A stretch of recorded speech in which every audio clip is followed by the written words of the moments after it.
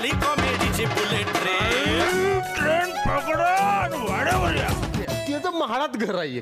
मग म्हणलं ते जर घर घ्यावं ते विकणार आहे तर, पण ते म्हणतोय आता पैसे बिशे भरायचे तुला स्टॅम्प पेपरवर लिहून देतो, पण 10 वर्षानंतर तुझ्या नावावरती घर होईल.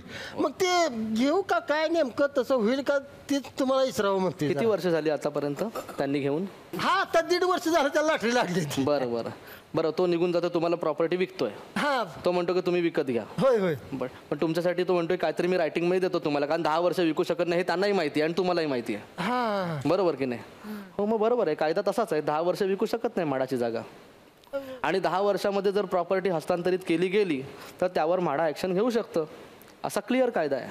त्यामुळे जर त्या रिस्कवरती तुम्हाला जर घ्यायचं असेल, कारण तो पण हेही योग्य आहे की तो ॲग्रीमेंट करायला तयार नाही. त्याला माहिती आहे ॲग्रीमेंट केलं की चुकीचं होईल. मग आपला हा माझा काहीतरी नातेवाईक दाखवायचा, काहीतरी रायटिंग द्यायचं, काहीतरी पॉवर ऑफ अटर्नी करायची, हे कायद्याने सगळं अलाउड नाही आहे. त्यामुळे तुम्ही न घेतलेला निर्णय जास्त योग्य आहे.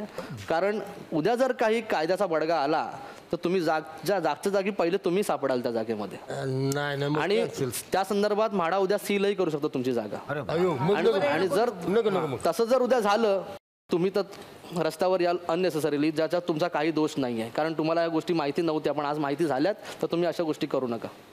होय तर काय म्हणजे गावाकडची जमीन बिमीन इकूनच मी घेणार होतो. बरं झालं वेळेत विचार. म्हणजे थोडक्यात याचा अर्थ काय होतो बुवा, का आपण असं घर घ्यायला गेलो का घाईघाईत घेऊन टाकतो किंवा आपलेच निर्णय घेतो, तर आपण एक कायदेशीर सल्ला घ्यायलाच हवा, त्याच्यासाठी पैसे खर्च केले तर चालतील, असंच म्हणायचं आहे ना तुम्हाला? तुम्ही रोज न्यूजपेपरमध्ये वाचत असाल, बरेचसे चॅनल्स यावर कार्यरत आहेत, इंटरनेटवर हवी ती माहिती उपलब्ध करून आहे.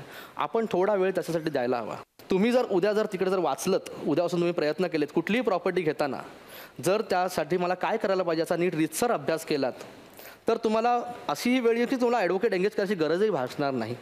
सगळ्या गोष्टी एवढ्या रीतसर आणि सविस्तर तुम्हाला तिथे आढळतील. शेवाळे साहेब, तुम्ही जागेविषयी आम्हाला भरपूर छान माहिती दिली, त्याबद्दल धन्यवाद.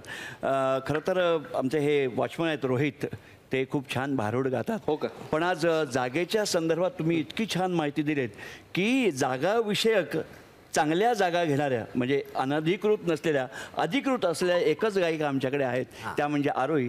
त्या तुम्हाला जागेच्या संदर्भात एक छान गाणं ऐकवणार. प्लीज.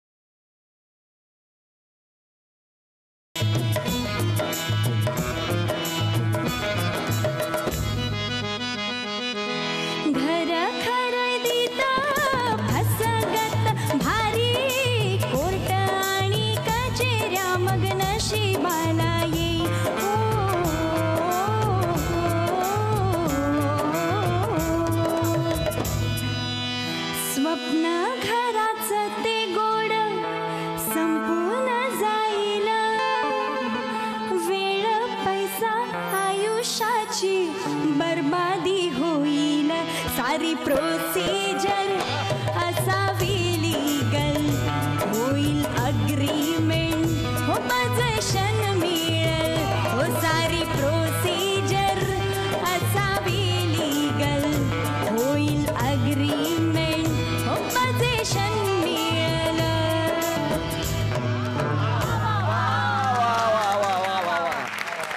लय भारी. मंडळी आज आपण इथेच थांबतोय. आपण पुन्हा भेटूया पुढच्या बुधवारी रात्री 9:30 वाजता फक्त कलर्स मराठी चॅनलवर आपल्या आवडत्या कार्यक्रमात कॉमेडीची जत्रा लाईफच्या प्रॉब्लेम्सवर फॅन्टॅस्टिक.